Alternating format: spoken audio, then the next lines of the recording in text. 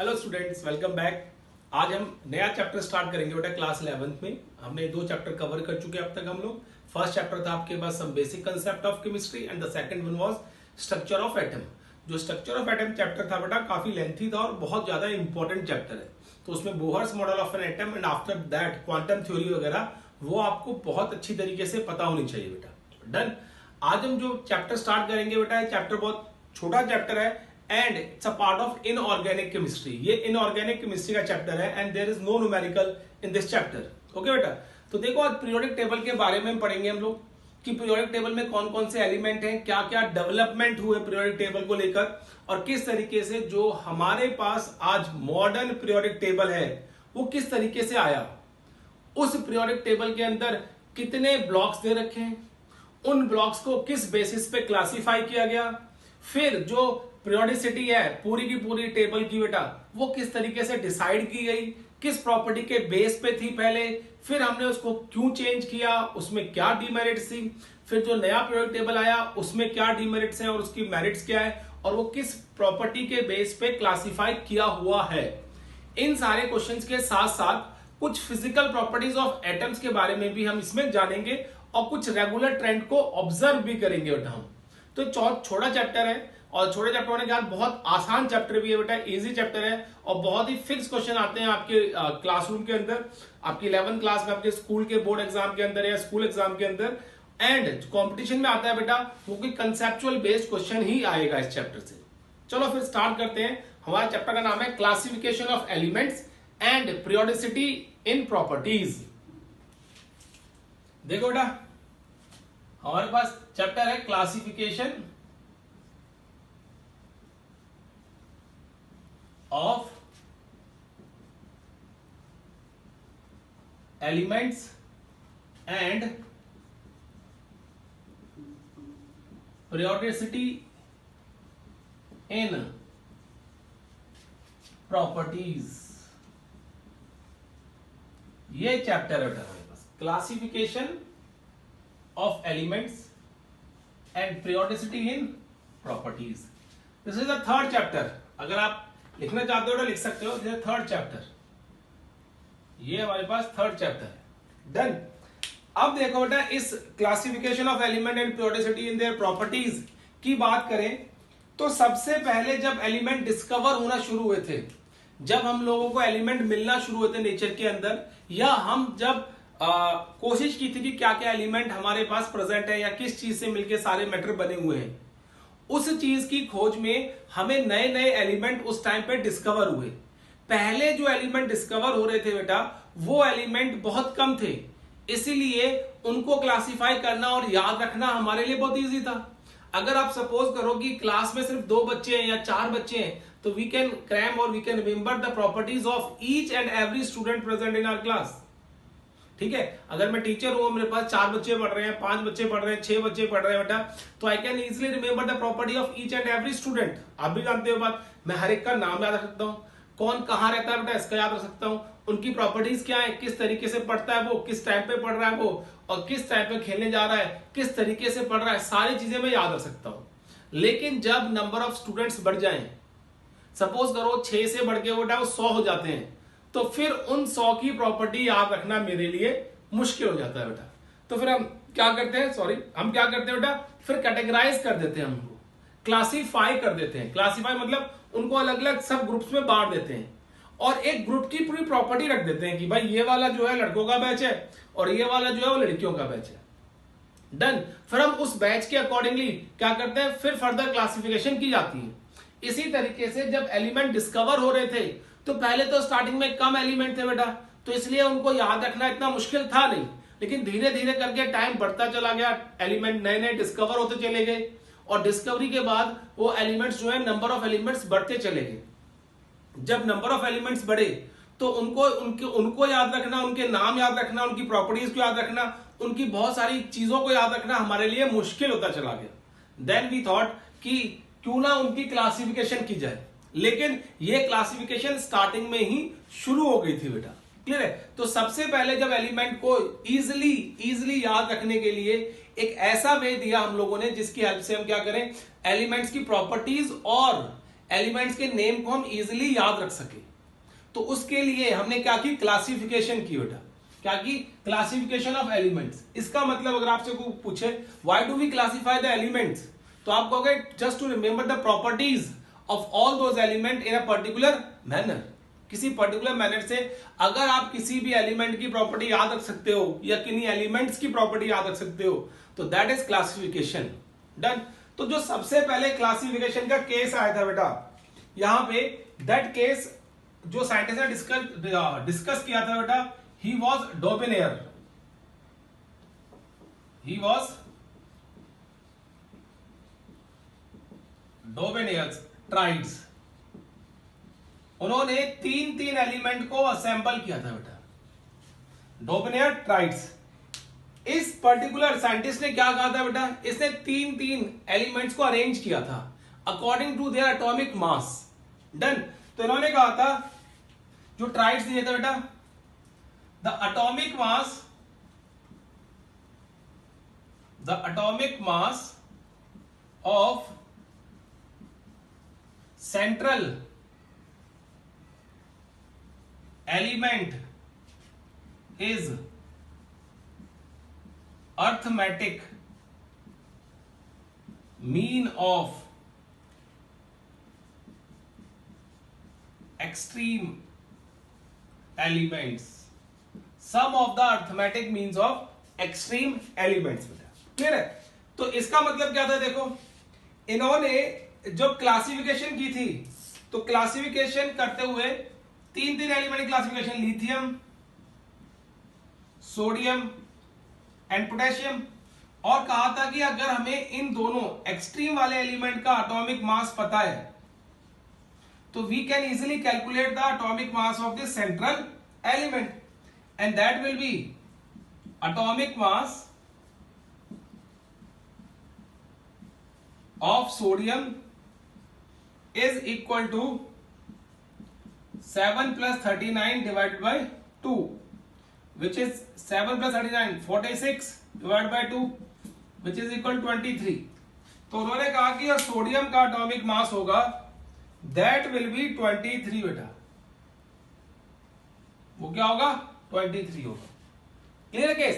तो इस तरीके से उन्होंने पहला केस दिया कि हम इस तरीके से ट्राइड्स को याद रख सकते हैं। ठीक है, लिथियम, सोडियम एंड पोटेशियम। उन्होंने कहा कि जब एक्सट्रीम वाले का अर्थमेटिक मीन लेंगे बेटा, then we will get 23, and 23 will be the atomic number of the central element. In the same manner एक और केस कंसिडर किया बेटा यहां पे, and that was calcium, strontium और बेरियम। अब कैल्शियम, स्ट्रोंटियम, बेरियम की बात करते हैं, तो यहां पे कैल्शियम का एटॉमिक नंबर 40 आता है बेटा, और बेरियम का एटॉमिक नंबर 137 के करीब आता है। क्लियर है केस? अब जब हम इन दोनों को सम करेंगे, तो एटॉमिक मास ऑफ स्ट्रोंटियम क्या हो जाएगा बेटा, 137 प्लस 40 डिवाइडेड बाय 2, तो 137 प्लस 40 मतलब कितना हो जाएगा, 177 डिवाइड बाय 2 बेटा। 30 प्लस 40 70 प्लस 7 एक्स्ट्रा है तो 177। अब इसको काटो बेटा, 2 एडिया 16, डन। तो कितना गया, 2 एडिया 16, 1 बच गया बेटा यहाँ पे, फिर से 2 एडिया 16, फिर 1 बच गया 0.5। तो जो इसका एटॉमिक वेट था आ रहा था हमारे पास, that was 88। It was not 88.5, it was 88 accurately. तो उन्होंने कहा चलो ठीक है, अप्रोक्सीमेटली फिर भी हमने क्या कर लिया, उसका वेट निकाल लिया। अब जब अप्रोक्सीमेटली वेट आ गया उसका, तो हमने मान लिया कि भाई ये जो ट्राइड का कंसेप्ट चल रहा है वो सही कंसेप्ट चल रहा है। इसके बेसिस पे हम क्या कर सकते हैं, एटॉमिक मास को याद कर सकते हैं या कैलकुलेट कर सकते हैं किसी भी सेंट्रल एलिमेंट का, अगर डोबेनेयर ने जो ट्राइड्स दिए हैं उसके केस पे। अब एक और ट्राइड दिया था बेटा इसने, third one, and that was chlorine, bromine, iodine. Chlorine का होता है 35.5 और आयोडीन का होता है 127। तो हम क्या लिखते हैं, एटॉमिक मास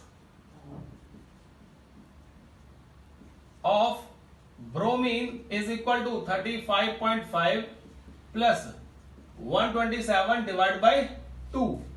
तो कितना आ गया बेटा, ये देखो, इसको ऐड करो तो ये आ जाएगा 0.5, तो 5 लिख लिया बेटा। 35 7 5 12 1 और 2 और 3 5 और 1 6 6 और 1 अपॉन 2 बेटा। ठीक है, जब इसको आप कैलकुलेट करोगे और फर्दर तो क्या आ गया, 2 8 16, 2 8 16 बेटा। 16 के बाद हमने क्या किया, 1 आ गया, 2 1 जा 2, 0.2 2 जा 4 और 1 बच गया, 2 5 जा 10, 81.25 आ गया। लेकिन जब हमने कैलकुलेट किया इसका मास जो हमें मिल रहा था अलग सोर्स से, वो था हमारे पास 80।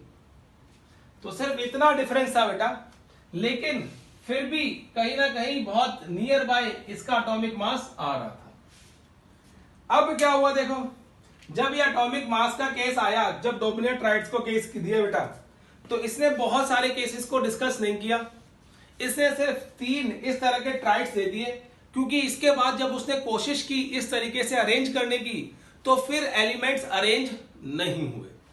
मतलब जो उसका अर्थमेटिक मीन था वो सेंटर वाले का एटॉमिक मास नहीं बन रहा था, इसीलिए थोड़ा थोड़ा करके उसने अरेंज किए और 3 4 ये सिस्टम दिए ट्राइड्स के बेटा, और उनके बेसिस पे ही उनको एक्सप्लेन किया। लेकिन मैं एक बात को, मैं पर्सनली बेटा बात कर रहा हूं अपनी, मैं एक बात की बहुत बड़ी खूबी मानता हूं बेटा कि उसने एटॉमिक मास का कंसेप्ट सोचा तो होगा। आप खुद सोचो कि एटॉमिक नंबर भी कंसीडर कर सकता था ये बंदा, एटॉमिक रेडियस भी ले सकता था, कोवेलेंट रेडियस ले सकता था, वॉल्यूम ले सकता था, मेल्टिंग पॉइंट ले सकता था, बॉइलिंग पॉइंट ले सकता था, but he considered atomic mass only. Why? तो ये बहुत अच्छा रोल है डोमिनियर ट्राइड का, then that is why we study all these things बेटा। हम बोलते हैं हम क्यों पढ़ रहे हैं जबकि रिजेक्ट हो चुके हैं मॉडल, लेकिन क्यों पढ़ रहे हैं, बिकॉज उन्होंने कुछ ना कुछ तो स्टार्टिंग पॉइंट दिया, कुछ ना कुछ तो हमें सोचने के लिए दिया बेटा। क्लियर है? अब जो इसके बाद साइंटिस्ट आए, बी के ए के बाद, डोमिनियर ट्राइड्स के बाद जो साइंटिस्ट आए बेटा, वो थे हमारे पास Lothar Meyer, sorry that was Newland law of octave, Newland law of octaves. Newland was the name of scientist और लॉ ऑफ ऑक्टेव्स इन्होंने लॉ ऑफ ऑक्टेव दिया था। इस साइंटिस्ट ने भी बेटा, न्यूलैंड ने भी क्या किया था, एलिमेंट्स आर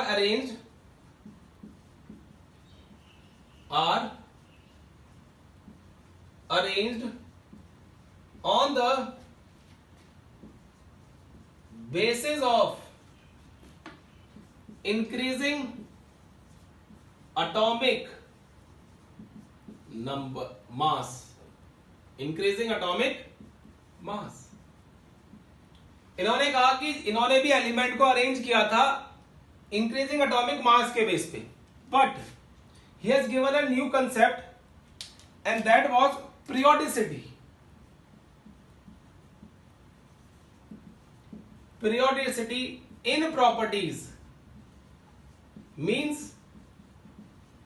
इन्होंने कहा जिस तरीके से हर एक 8th स्वर, आपने सा रे गा मा पा ध नि सा सुना होगा बेटा, सा रे गा मा पा ध नि सा, तो 7th के बाद जो 8th है स्वर, वो क्या बेटा, रिपीटिशन है फर्स्ट वाले की। तो उन्होंने कहा कि इस तरीके से अगर हम एटॉमिक मास के बेस पे एलिमेंट्स को अरेंज करेंगे, तो हर एक 8th एलिमेंट की प्रॉपर्टी सेम होगी as that of the first element. तो उसके बेस पे क्लासिफिकेशन की गई बेटा न्यूलैंड ने, और जो क्लासिफिकेशन उन्होंने की वो मैं आपको शो करता हूं। Lithium, beryllium, boron, carbon, nitrogen, oxygen, fluorine, 1 2 3 4 5 6 7। Then 8वां एलिमेंट क्या था इनके उसमें, sodium, magnesium, aluminium, silicon, phosphorus, sulphur, chlorine, and chlorine के बाद बेटा पोटेशियम एंड देन कैल्शियम। इस तरीके से उन्होंने कहा कि जो हर एक एट्थ एलिमेंट है उसकी प्रॉपर्टी अपने नीचे वाले एलिमेंट के साथ सिमिलर होगी बेटा। ये देखो मैंने इस तरीके से कर दिया। अब देखो उसने कहा कि लिथियम, सोडियम और पोटेशियम की प्रॉपर्टीज समहाउ सेम होंगी, ठीक है। बेरिलियम, मैग्नीशियम, कैल्शियम की सेम होगी, बोरोन, एल्यूमिनियम की, सिलिकॉन, कार्बन की, नाइट्रोजन, फास्फोरस की, ऑक्सीजन, सल्फर की एंड फ्लोरीन, क्लोरीन की। उसने इस तरीके से अरेंज किया कि जिनमें क्या हो, एक ही कॉलम के अंदर सारे के सारे सेम एलिमेंट लाई करें जिनकी प्रॉपर्टी क्या हो बेटा, सेम हो। तो इस तरीके से वहां पे क्लासिफिकेशन कर दी गई। और क्लासिफिकेशन जब की तो आपको दिख रहा है बेटा लिथियम, सोडियम, पोटेशियम एक ही ग्रुप के अंदर आ रहे हैं, फिर ये एक के अंदर आ रहे हैं, ये एक के अंदर आ रहे हैं, ये एक के अंदर आ रहे हैं, ये एक के अंदर आ रहे हैं, और सारे के सारे अपनी अपनी जगह पे हर एक ग्रुप के अंदर आ रहे हैं जिनकी प्रॉपर्टी क्या बेटा, सेम है। लेकिन आफ्टर कैल्शियम, सॉरी कैल्शियम के बाद बेटा, आफ्टर कैल्शियम क्या हुआ, कैल्शियम के बाद हमारे पास स्कैंडियम, टाइटेनियम, वेनेडियम आते हैं, ट्रांजिशन एलिमेंट आते हैं। उस टाइम तक पहली बात नोबल गैस डिस्कवर नहीं हुई थी, और जब बाकी एलिमेंट्स को यहां रखना शुरू कर रहे थे बेटा वो, तो क्या हो गया था, periodicity का केस नहीं बन रहा था। Those element will not have the same properties as that of boron, aluminium, carbon, silicon, nitrogen, phosphorus, oxygen, sulfur, fluorine, chlorine, उनसे मेल नहीं खा रही थी। इसीलिए जो आपके पास न्यूलैंड लॉ ऑफ ऑक्टेव का केस था बेटा, वो सिर्फ अप टू कैल्शियम एप्लीकेबल था, सिर्फ कैल्शियम तक एप्लीकेबल था, उसके बाद वो एप्लीकेबल नहीं था बेटा, क्योंकि वहां पे पीरियोडिसिटी इन प्रॉपर्टीज का केस एप्लीकेबल नहीं हो रहा था। तो इस बात को न्यूलैंड ने एक्सेप्ट किया बेटा कि हाँ, इसके आगे जो है मैं क्लासिफिकेशन नहीं कर पा रहा हूं, मैं इनको अच्छी तरीके से प्लेस नहीं कर पा रहा हूं, ठीक है ना। तो क्या हुआ इस केस के बाद, इसलिए इसको भी छोड़ दिया गया। बट देखो जो डोबेनियर ने कंसेप्ट यूज किया था एटॉमिक मास का, same concept was being used by this particular scientist Newland, ठीक है ना। इसने सेम एटॉमिक मास को यूज किया वहां पे, और इसी इतने बड़े लेवल पे किसी ने पहली बार एलिमेंट्स को अरेंज किया था। That is why he got the Davy medal. London society, Royal society है बेटा लंदन की, उसमें एक बहुत बड़ा मेडल होता है अगर कोई साइंस में बहुत बड़ी कंट्रीब्यूशन करता है, Davy medal, DAVY, Davy medal. तो he got Davy medal from that Royal Society of London for his contribution towards the science बेटा, क्लियर है केस। लेकिन ये बहुत सक्सेसफुल मॉडल नहीं था, इसलिए इसको बहुत जल्दी छोड़ दिया गया बेटा, क्लियर है केस। अब देखो इसके बाद नेक्स्ट किसने ट्राई किया बेटा इस केस के अंदर, देखो ध्यान से, वो सी,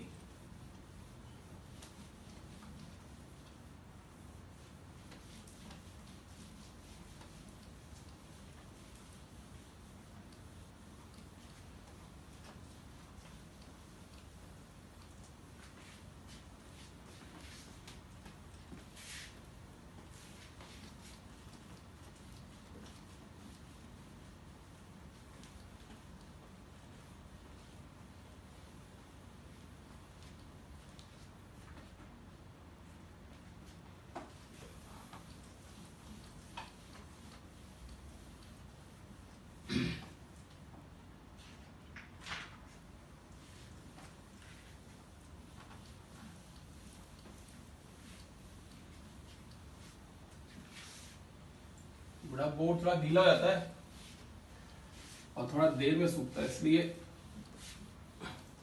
दो बार डस्टर मारना पड़ता है इस पे, क्लियर है। और टाइम कंज्यूमिंग, ह्यूमिडिटी बहुत है आजकल एटमॉस्फेयर में ना, इस करके गीले रहता है बेटा, और फिर इंक जो होती है स्प्रेड करने लग जाती है इस पे।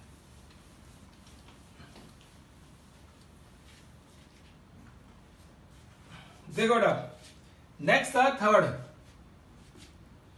थर्ड केस की बात करें यहां पे, that was Lothar Meyer concept. Lothar Meyer concept, Lothar Meyer concept में क्या हुआ बेटा, इन्होंने भी बात की जब, तो इन्होंने कहा he plotted a graph between atomic volume versus atomic mass. Atomic volume versus atomic mass के बीच में ग्राफ बनाया गया बेटा, क्लियर है। और देखो ग्राफ किस तरीके से प्लॉट किया,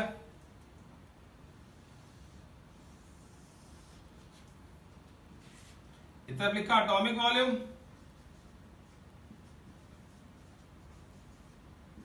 ये गया, और दूसरी तरफ बेटा एटॉमिक मास, ये ना, क्लियर है। एटॉमिक वॉल्यूम और एटॉमिक मास का केस। अब जब इन्होंने हर एक एलिमेंट के बारे में प्लॉट किया बेटा, तो देखो कुछ इस तरीके से ग्राफ मिला ये,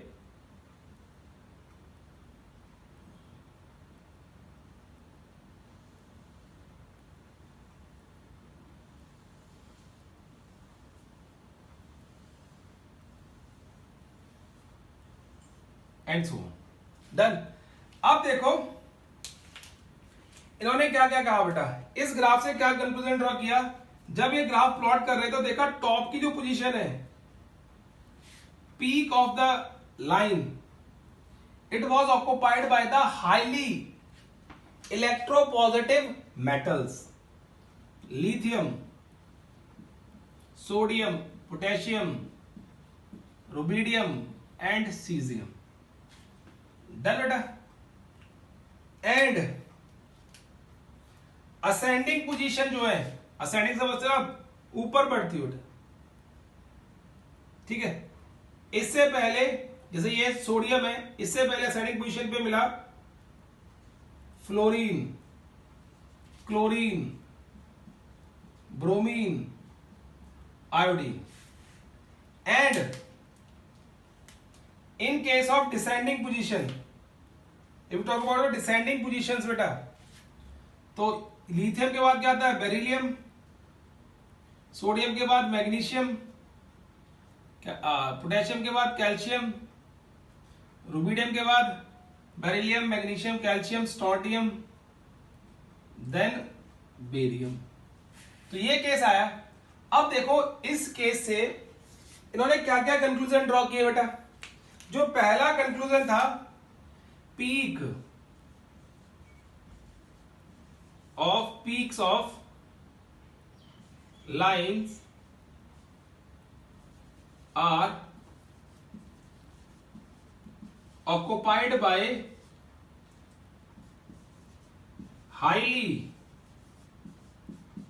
इलेक्ट्रोपॉजिटिव मेटल्स, और उनको हम क्या बोलते हैं, alkali metals.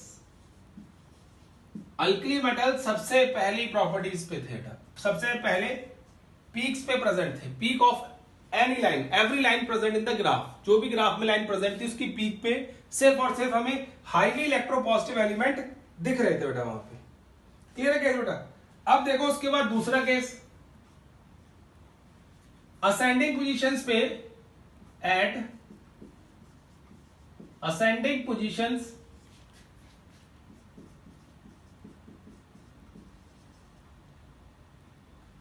halogens were there, वो वहां पे हेलोजेंस थे बेटा। And at descending position, positions of the graph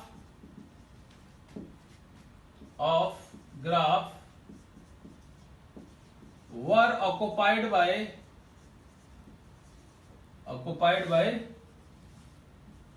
alkaline earth metal.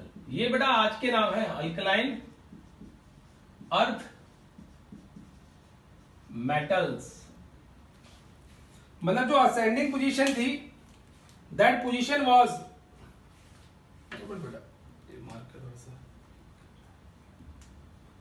Ascending position जो दी थी बेटा इसमें, that position was occupied by halogens. Halogens का मतलब समझते हो बेटा आप आजकल, फ्लोरीन, क्लोरीन, ब्रोमीन, आयोडीन, ये ऑक्युपाई कर रहे थे। एंड डिसेंडिंग पोजीशन, ये असेंडिंग पोजीशन पे थे। Graph was occupied by alkaline earth metal, that was beryllium, magnesium, calcium, strontium, barium, ये बेटा। तो यहां पे भी लोथर मेयर के कंसेप्ट में भी कहीं ना कहीं पीरियोडिसिटी दिख रही थी बेटा। इसके कंसेप्ट में भी हम कहीं ना कहीं क्या देख रहे थे कि पीरियोडिसिटी इन द एलिमेंट, मतलब जो एक प्रॉपर्टी वाले जिनकी प्रॉपर्टी सिमिलर है, they are present at a particular position in the graph. जैसे आपको पता है lithium, sodium, potassium, rubidium, caesium, they all have similar properties, that is why they all present at the peak of the graph बेटा। And second, fluorine, chlorine, bromine, iodine, they all are present at the ascending position of the graph because they all have similar position, similar properties. In the same manner, beryllium, magnesium, calcium, strontium, barium, they all are descending position of the graph because they all have similar properties. तो उस properties के base पे जब place किया तो इसने भी ये बात को टिक किया बेटा कि जो पीरियोडिक प्रॉपर्टीज हैं, पीरियोडिसिटी द प्रॉपर्टीज है, that will B lie in the element, वो एलिमेंट के अंदर प्रेजेंट है और हम एलिमेंट को उन प्रॉपर्टीज के बेस पे क्लासिफाई कर सकते हैं। डन। लेकिन देखो यहां पे भी जो कंसेप्ट यूज किया गया था वो डोबनियर का कंसेप्ट ही लग रहा है, मास के बेस पे क्लासिफिकेशन चल रही है। मतलब he has given the idea and according to that idea बहुत सारे साइंटिस्ट ने काम किया और उन्होंने अपने अपने रिजल्ट्स शो किए एलिमेंट्स को क्लासिफाई करने के लिए बेटा। क्लियर? उन्होंने अपने अपने वे दिखाए कि हम इस तरीके से एलिमेंट को क्लासिफाई कर सकते हैं, हम इस तरीके से कर सकते हैं। तो इनमें ही जब एलिमेंट की क्लासिफिकेशन चल रही थी बेटा, तो इनमें ही 1869 के आसपास आके एक साइंटिस्ट था बेटा और उस साइंटिस्ट का नाम था मेंडलीव डी। नेक्स्ट जो डिस्कवरी हो रही थी बेटा इसके केस में, साइंटिस्ट था डिमिट्री मेंडलीव नाम था वैसे,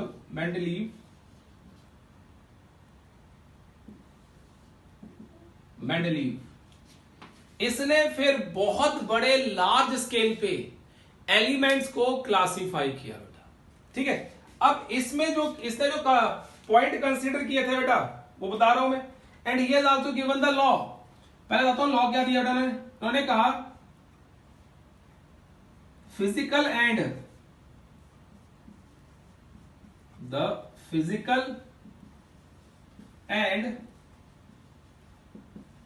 chemical properties of the element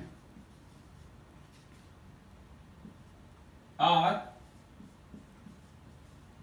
periodic function of their atomic masses। इन्होंने कहा कि कोई भी किसी भी एलिमेंट की जो फिजिकल और केमिकल प्रॉपर्टी है, that is the periodic functions of their atomic masses. मतलब बात इन्होंने भी मास की ही की थी। इसने बहुत लार्ज स्केल पे बेटा, डिमिट्री मेंडलीव ने बहुत लार्ज स्केल पे एलिमेंट्स की क्लासिफिकेशन की और उस क्लासिफिकेशन का जो बेस रखा that was also atomic mass. बेटा वो एटॉमिक मास ही था। बहुत सारी प्रॉपर्टीज को इन्होंने स्टडी किया बेटा, बहुत सारे केसेस को स्टडी किया, बहुत सारी प्रॉपर्टीज को स्टडी किया। उन प्रॉपर्टीज को देख के और केसेस को देख के बेटा, ठीक है, तब जाके इन्होंने अपने एक पीरियोडिक टेबल दिया। इसको बोलते हैं periodic law. What we call it? Periodic law. This is periodic law. और जब पीरियोडिक लॉ अगर आपसे कोई पूछे तो आपको डेफिनेशन लिख के आनी है। क्लियर है? और पीरियोडिक टेबल किसको बोल दिया? Arrangement of the elements. जब इन्होंने एलिमेंट्स को अरेंज किया बहुत बड़े लार्ज स्केल के ऊपर, तो जो टेबल मिला हमें that is known as periodic table बेटा। Clear case? तो जो डिमिट्री मेंडलीव थे, इन्होंने अपने पीरियोडिक टेबल में, ठीक है ना, जब इन्होंने पीरियोडिक टेबल डिजाइन किया बहुत सारी प्रॉपर्टीज पढ़ने के बाद एलिमेंट्स की, तब इन्होंने क्या किया बेटा, इन्होंने उस पीरियोडिक टेबल में 6 पीरियड्स मतलब horizontal rows and 8 groups the vertical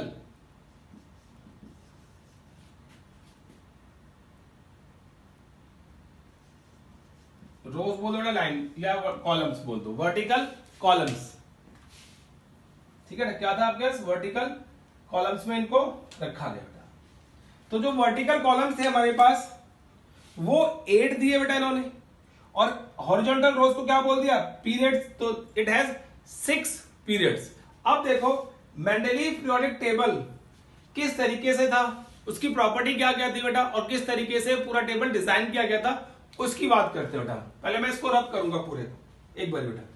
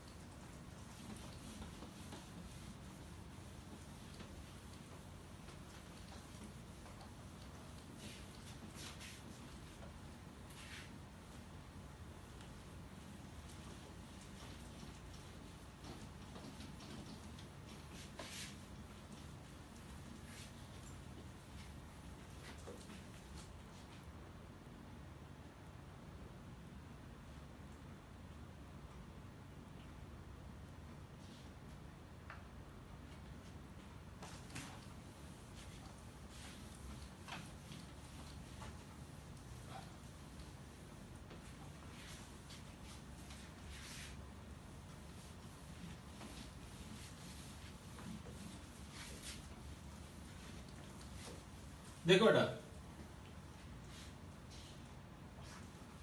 अब पीरियोडिक टेबल की बात करते हैं, मेंडलीव पीरियोडिक टेबल की। तो उसमें हम क्या डिस्कस करेंगे, ध्यान सुनना आप। मैंने आपको लिखाया था वहां पे मेंडलीव पीरियोडिक टेबल, ठीक है बेटा। हमने कहा था वहां पे it has 6 periods, it has 8 groups. Horizontal rows are known as periods and vertical columns are known as groups बेटा, clear है। These groups are further divided into subgroups A and B। उनको फर्दर सब groups में divide कर दिया गया था, ठीक है ना। देखो 6 पीरियड थे और 8 ग्रुप्स थे, and the groups were further divided into 2 सब ग्रुप्स बेटा। कैसे, जैसे सपोज करो मैं आपको एक शो कर रहा हूं बेटा, this is the first period, sorry first group, let it be first group, done। This is second group, this is third group, this is fourth group, this is fifth, this is sixth, seventh, and this is eighth group, done। अब ये जो group थे वो further divide किए गए थे बेटा सब ग्रुप्स के अंदर। First A, first B, second A, second B, इस तरीके से फर्दर क्लासिफिकेशन की गई थी हर एक ग्रुप की बेटा, डन। एंड जो ये रोज आ रही थी बेटा इस तरीके से 1 2, ये क्या लगा देते हैं लाइन, ठीक है, 1 2 3 4 5 and the last one is 6। मतलब 1 2 first second third fourth fifth sixth, ये पीरियड्स है और ये ग्रुप्स है बेटा। Vertical columns are known as groups. तो देयर आर, ये क्या है बेटा, ये पीरियड्स है और ये सारे के सारे क्या है, ग्रुप्स है बेटा, क्लियर है। तो ये मेंडलीव का पीरियोडिक टेबल कुछ इस तरीके से था। जब नोबल गैस आई थी बेटा बाद में, तो उसने नोबल गैस की पोजीशन भी रख दी थी at the end of the periodic table, और उसको जीरो ग्रुप का नाम दे दिया था because they were inert at that time. अब देखो बेटा इन्होंने पीरियोडिक टेबल में किया क्या था, और एलिमेंट को जब अरेंज किया तो किस तरीके से एलिमेंट को प्लेस किया गया बेटा। ठीक है, सबसे पहली बात यहां पे पहली बार देखा गया था कि इतने लार्ज स्केल के ऊपर systematic study of the element was there. तो जो पहला पॉइंट था, merits of Mendeleev periodic table, merits of Mendeleev periodic table, periodic table क्या है बेटा, देखो सबसे बड़ी जो मेरिट थी सिस्टमैटिक स्टडी ऑफ एलिमेंट्स, एक है बेटा systematic study of elements. Done बेटा, देखो यहां पे क्या कहेंगे हम, elements were arranged in increasing order of their atomic masses on large scale। बहुत लार्ज स्केल पे एलिमेंट्स को अरेंज किया गया था उनके एटॉमिक मासेस के बेस पे। और पहली बार ऐसा हुआ था कि किसी बंदे ने बहुत सारी चीजों को स्टडी करके बेटा क्या किया, इतने सारे एलिमेंट को उनके एटॉमिक मास के बेस पे अरेंज किया है। जिसका एटॉमिक मास कम है वो पहले आएगा, और जिसका एटॉमिक मास ज्यादा है वो बाद में आएगा पीरियोडिक टेबल के अंदर। एंड एटॉमिक मास के साथ साथ उन्होंने पीरियोडिसिटी को भी ध्यान में रखा बेटा, कि जो पीरियोडिसिटी है वो किस तरीके से होगी बेटा वहां पे। क्लियर है केस। अब देखो दूसरा point, second B, correction of atomic masses. कुछ एटॉमिक मासेस की यहां पे करेक्शन की गई बेटा। ठीक है, एक बताता हूं मैं आपको, आइडिया देता हूं इसमें एक का। बेरिलियम जो एलिमेंट है इसका एटॉमिक मास पहले हम 13.5 समझते थे बिफोर मेंडलीव। मेंडलीव से पहले ये समझाता था कि इसका एटॉमिक मास क्या होगा बेटा 13.5। उस टाइम पे हम क्या करते क्या थे बेटा, कि जो वैलेंसी होती है उसको उसके इक्विवेलेंट मास से मल्टीप्लाई करते थे। तो वैलेंसी इसकी 3 मानते थे और 4.5 वाज इक्विवेलेंट मास। तो जब मेंडलीव का पीरियोडिक टेबल आया तो मेंडलीव ने देखा कि यार बेरिलियम कहां पे है। देखो एटॉमिक मास के बेस पे अरेंज कर रहा हूं मैं, तो लिथियम, बेरिलियम, कार्बन, फिर आपके पास लिथियम आ गया, beryllium, boron, sorry boron, carbon, nitrogen, oxygen, fluorine, ये बेटा। तो उसने देखा कि बेरिलियम का एटॉमिक मास अगर 13.5 है तो बेरिलियम को कहीं इन दोनों के बीच में आना चाहिए, सॉरी इन दोनों के बीच में, कार्बन और नाइट्रोजन की। But there was no place for this element over there. इस एलिमेंट की वहां पे कोई भी जगह खाली नहीं थी। अगर हम इस एलिमेंट को उठा के वहां पे रखते हैं बेटा तो सारी की सारी पीरियोडिसिटी बर्बाद हो रही थी। तब उसने इस एलिमेंट की स्टडी की and later he found that this particular element beryllium has atomic mass of 9 AMU। तो ये इस तरीके से कुछ एटॉमिक मासेस को क्या किया गया बेटा, करेक्शन की गई, कि कुछ एटॉमिक मासेस को उन्हें करेक्ट कर दिया कि इस तरीके से हम एटॉमिक मासेस को करेक्ट कर सकते हैं। तो बेरिलियम का जो एटॉमिक मास था that was corrected by this Mendeleev periodic table के केस में बेटा। डन, तो उन्होंने ये केस किया। अब देखो बेटा नेक्स्ट, मैं इसको थोड़ा रब करूं बेटा, क्लियर है। अब देखो नेक्स्ट प्रॉपर्टी क्या दी इन्होंने पीरियोडिक टेबल के अंदर,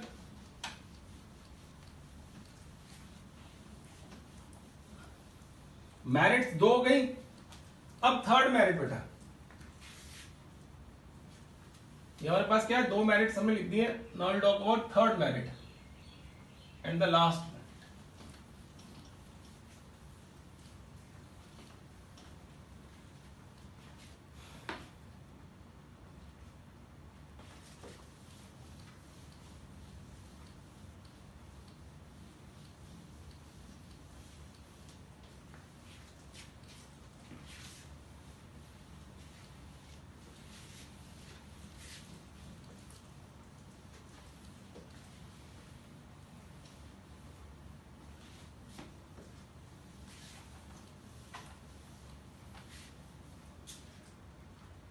देखो बेटा, अब थर्ड पॉइंट की बात करें, यहां पे थर्ड पॉइंट की बात करें तो that was prediction of new elements. New elements की इन्होंने क्या की थी बेटा, प्रिडिक्शन की थी। ठीक है, मेंडलीफ ने एलिमेंट्स की प्रॉपर्टीज को इतना डीपली स्टडी किया था कि जहां पे भी पीरियोडिसिटी उसको डिस्टर्ब होती नजर आई, उसने वहां पे नए एलिमेंट की प्रिडिक्शन कर दी। उन्होंने कहा कि इस जगह पे कोई एलिमेंट डिस्कवर होगा लेटर ऑन और वो यहां पे आके फिट हो जाएगा, and the properties of that element was also disclosed by this scientist Mendeleev. और उस एलिमेंट की प्रॉपर्टीज भी सारी इलुसिडेट कर दी थी बेटा, इलेबोरेट कर दी थी कि उसका एटॉमिक रेडियस ये होगा, उसका एटॉमिक मास ये होगा, सब कुछ बता दिया था बेटा। और बाद में जब वो एलिमेंट डिस्कवर हुए तो कुछ एलिमेंट इसके गैप्स के अंदर फिट हो गए बेटा। तो this was the beauty of the study of the elements deeply बेटा। अब क्या हुआ यहां पे देखो, उसने कहा he left some gap, he left some gap in his periodic table. He left some gap in his periodic table and predicted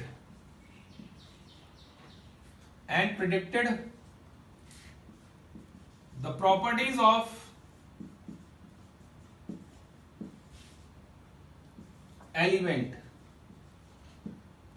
elements. He named them also as eka, aluminium and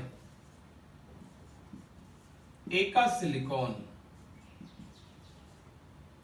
ये दो element के नाम gap छोड़ दिए इसके नीचे, aluminium के नीचे, and there is a gap just below the silicon. Silicon के नीचे उन्होंने गैप छोड़ दिए। और गैप से क्या पता चला बेटा, वहां पे उन्होंने कहा कि जो भी एलिमेंट इनकी जगह पे आएंगे उनकी प्रॉपर्टीज के बारे में भी अच्छी तरीके से एक्सप्लेन कर दिया कि ये उनकी प्रॉपर्टीज होंगी। और जब ये एलिमेंट डिस्कवर हुए बेटा तो क्या हुआ देखो, जो एका एल्यूमिनियम था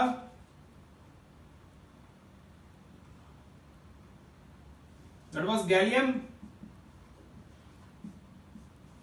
एंड एका सिलिकॉन था दैट वाज जर्मेनियम। और उन दोनों की प्रॉपर्टीज वही थी जो मेंडलीव ने बताई थी, सारी की सारी प्रॉपर्टीज सेम थी बेटा। ठीक है, तो ये सबसे बड़ी बेटा क्या थी, अचीवमेंट थी कि उतना डीपली स्टडी किया गया उस चीज को जिसकी बेस पे उसने प्रेडिक्शन भी कर दी। और प्रेडिक्शन भी कर दी, नए एलिमेंट की प्रेडिक्शन कर दी, उनको नाम भी दे दिए बेटा। और जब वो एलिमेंट डिस्कवर हुए gallium and germanium, they have the similar properties as told by the Mendeleev. जो मेंडलीव ने बताई थी वो सारी की सारी प्रॉपर्टीज क्या थी, सिमिलर थी वहां पे।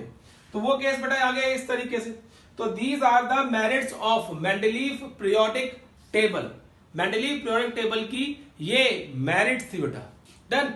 अब बात करते हैं demerits of Mendeleev periodic table.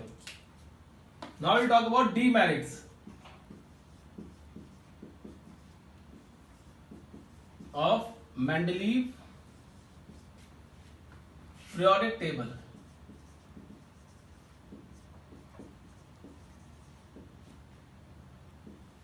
He is also known as father of periodic table. इनको फादर ऑफ पीरियोडिक टेबल भी कह देते हैं। मैं लिख देता हूं बेटा, Mendeleev also known as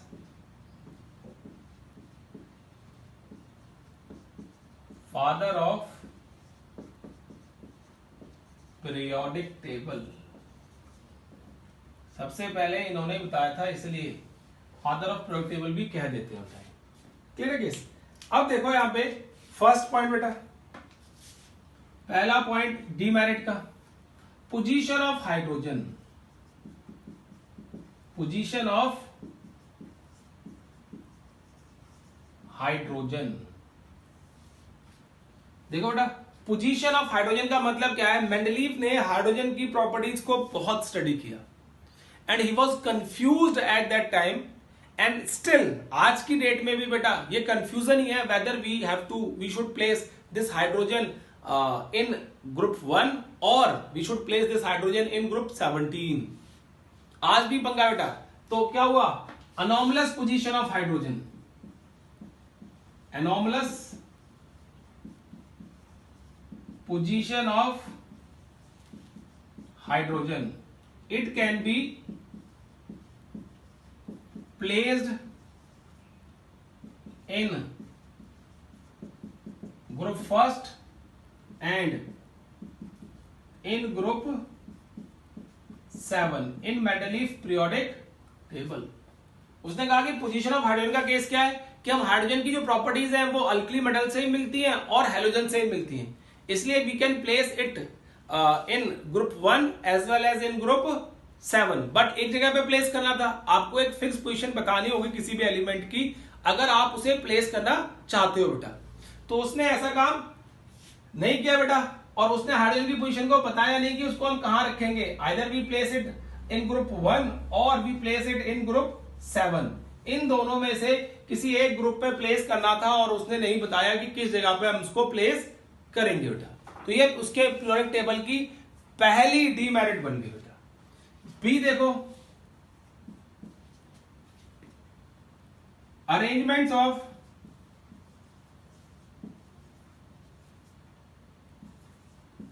certain elements, इन्होंने कुछ एलिमेंट्स को एटॉमिक मास को छोड़ के उसको अरेंज कर दिया गया था। मतलब बेटा देखो, सुनो ध्यान से इस पॉइंट का मतलब कि जब मेंडलीव ने पीरियोडिक टेबल बनाने के लिए एलिमेंट की स्टडी की गई, उनकी प्रॉपर्टीज को चेक किया, तो क्या हुआ बेटा उस केस के अंदर, जब मेंडलीव ने देखा कि यार ये अगर मैं इस एलिमेंट को इसके पहले रखता हूं तो पीरियोडिसिटी मेंटेन रहती है, और अगर इस एलिमेंट को मैं इसके बाद रख दूंगा तो पीरियोडिसिटी सारी की सारी खराब हो जाएगी। तो इन्होंने एटॉमिक मासेस के बेस पे तो क्लासिफिकेशन की, लेकिन एटॉमिक मासेस के बेस पे कई पेयर्स को नहीं रखा बेटा, उनकी पोजीशन को एक्सचेंज कर दिया गया just to maintain the periodicity in the position. तो वो इनकी डीमेरिट बन गई कि why you place certain elements having higher atomic number before the elements having lower atomic number. तो वही केस हुआ कि अरेंजमेंट ऑफ सर्टेन एलिमेंट्स में प्रॉब्लम आई, और लोग तो पूछेंगे अगर आपने एटॉमिक मासेस के बेस पे प्लेस किए एलिमेंट तो वो इंक्रीजिंग एटॉमिक मास के बेस पे होना चाहिए ना। अगर आप कहीं पे सर्टेनिटी इनसर्टेनिटी शो करोगे बेटा, अनोमलस प्रॉपर्टी शो करोगे, तो क्या होगा, that will be the demerit of the periodic table. तो ये हुआ बेटा। जैसे मैं आपको पेयर्स के नाम बता देता हूं यहां पे, जैसे आर्गन का एटॉमिक मास 40 है and this argon is placed before potassium having atomic mass 39। ये बात लोगों को समझ नहीं आई, why he placed like this, जबकि आर्गन पोटेशियम के बाद आना चाहिए। आप भी सोचोगे एटॉमिक मास पे अगर अरेंज करोगे तो आर्गन पोटेशियम के बाद आना चाहिए, लेकिन it is placed before potassium. तो उस केस को लेके लोगों में भी बेटा रहा कि ये हो क्या रहा है, मतलब क्या हो गया, इस तरीके से क्यों हो रहा है बेटा। तो उन्होंने कहा कि ये तो गलत है, अगर आप एटॉमिक मास के बेस पे प्लेस कर रहे हो तो इंक्रीजिंग एटॉमिक मास के बेस पे ही प्लेस करो, अदरवाइज क्या होगा बेटा, सारे का सारा पीरियोडिक टेबल क्या होगा, खराब हो जाएगा वहां पे। डन बेटा। अब देखो दूसरा केस, उन्होंने कोबाल्ट को, कोबाल्ट का एटॉमिक मास याद है बेटा मुझे, कोबाल्ट इज प्लेस्ड बिफोर निकल। अब निकल के एटॉमिक मास से ज्यादा कोबाल्ट का एटॉमिक मास होता है, ठीक है, क्लियर है केस। तो उसका मेरे ख्याल शायद इसका 58 पॉइंट समथिंग होता है, इसका 58.9 समथिंग होता है, 59 के करीब होता है, इसका 58 होता है बेटा, क्लियर है। तो कोबाल्ट को निकल से पहले रख दिया, तो ये पेयर भी लोगों को समझ नहीं आया भाई क्यों रखा गया। इसी तरीके से एक और केस था बेटा जिसको हम बोलते हैं टेलुरियम is placed before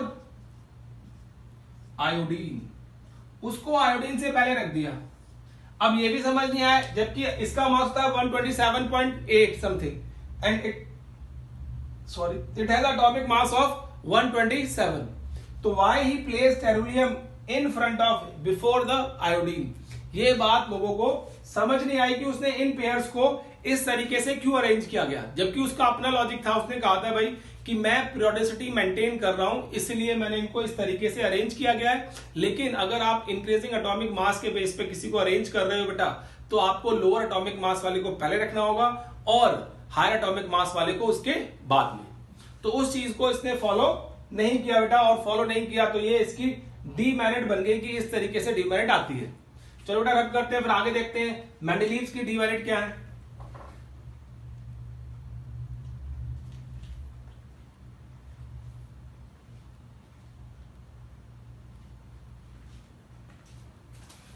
देखो बेटा next,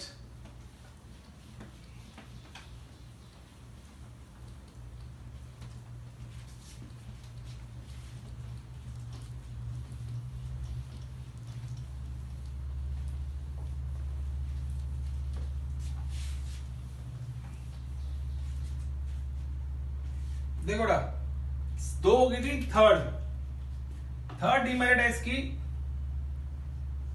position of isotopes. Position of isotopes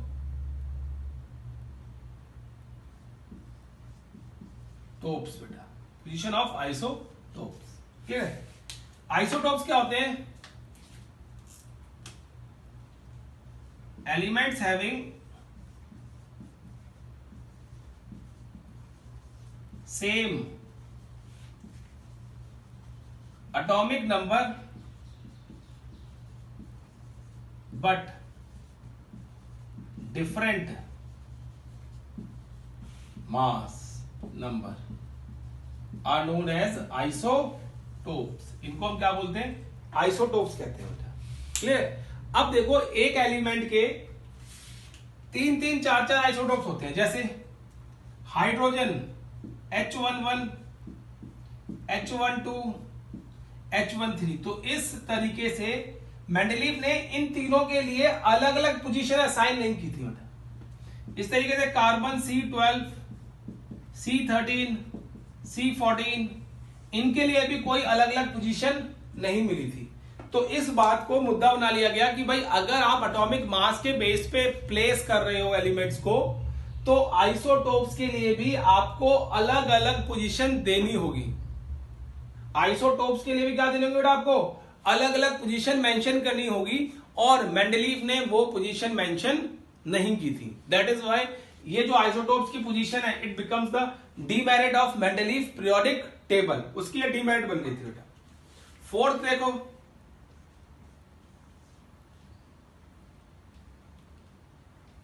some similar elements are separated and dissimilar elements are together in Mendeleev periodic table।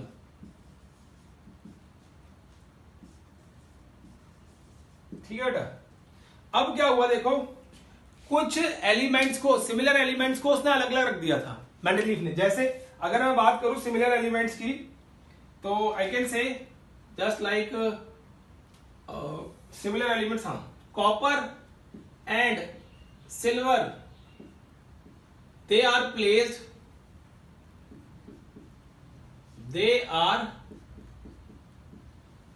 in different groups. Copper और सिल्वर को, सॉरी, कॉपर और mercury को, copper and mercury को they are placed in different groups. उनको different groups के अंदर रख दिया बेटा। Second, sodium, potassium, rubidium, silver, gold, platinum, etc., they are placed in same group. They are placed in same group, उनको हमने इसके सेम ग्रुप के अंदर रख दिया। तो ये बात भी समझ नहीं आएगी, प्रॉपर्टीज तो इन एलिमेंट्स की अलग अलग है। आपको पता है सोडियम, पोटेशियम, रुबिडियम, लिथियम ये सारे के सारे एक ग्रुप के एलिमेंट है, उनकी प्रॉपर्टी सिमिलर है। और सिल्वर, गोल्ड, प्लेटिनम की प्रॉपर्टी सिमिलर है बेटा, जबकि इन दोनों की प्रॉपर्टी सेम सेम होती है, मिलती है बेटा, लेकिन उनको एक ग्रुप में ना रख के अलग अलग कर दिया, ठीक है। और जिनकी प्रॉपर्टी नहीं मिलती है बेटा, उनको क्या कर दिया, इकट्ठे रख दिया। तो ये बात समझ नहीं आई कि why some similar elements are separated and some dissimilar elements are together in the Mendeleev periodic table। ये बात लोगों को समझ नहीं आई बेटा, क्लियर है। अब देखो fifth, position of lanthanolids and actinoids। Position of lanthanoids and actinoids, Mendeleev ने इनके लिए कोई अलग से पोजीशन नहीं बताई थी बेटा। अगर आप इनको main body of the periodic table में फिट करते हो, ठीक है, तो सारी की सारी क्या होता है बेटा, जो पीरियोडिसिटी है वो डिस्टर्ब हो जाती है। डन। तो इसलिए मेंडलीफ पीरियोडिक टेबल में इनके लिए कोई भी पोजीशन अलग से नहीं थी।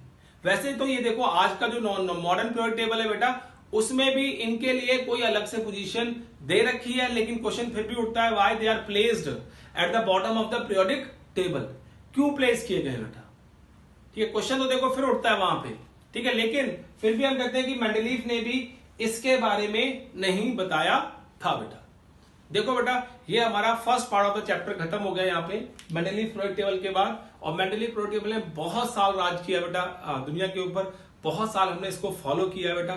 उसके बाद जब तक ये पीरियोडिक टेबल खत्म नहीं हुआ, जब तक मोस्ले एंड बोहर का कॉम्बिनेशन में नया पीरियोडिक टेबल नहीं आया, जिसको हम बोलते हैं मॉडर्न पीरियोडिक टेबल। तो इस मॉडर्न पीरियोडिक टेबल को हम नेक्स्ट लेक्चर में देखेंगे बेटा कि क्या होता है, उसमें कितने ग्रुप्स हैं, कितने पीरियड्स हैं बेटा, और एलिमेंट्स को किस बेसिस के ऊपर अरेंज किया गया है बेटा, ठीक है। Till then take care and bye bye बेटा।